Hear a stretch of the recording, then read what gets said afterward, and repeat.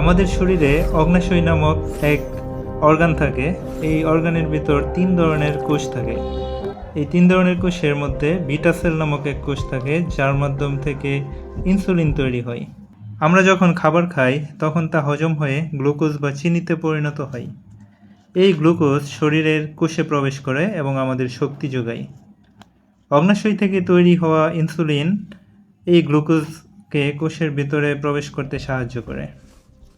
কোষে প্রবেশ করার পর গ্লুকোজ শক্তিতে রূপান্তরিত হয়, যা আমাদের শরীরকে সচল রাখে। যখন শরীরে পর্যাপ্ত ইনসুলিন তৈরি হয় না অথবা ইনসুলিন ঠিকমতো কাজ করে না, তখন গ্লুকোজ কোষে প্রবেশ করতে পারে না, ফলে রক্তে গ্লুকোজ জমতে শুরু করে।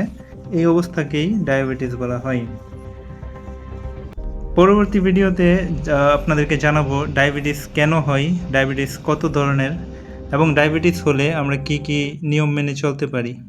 এই সব কিছু জানতে আমার পেজটি ফলো করে রাখুন এবং ইউটিউব চ্যানেল সাবস্ক্রাইব করুন।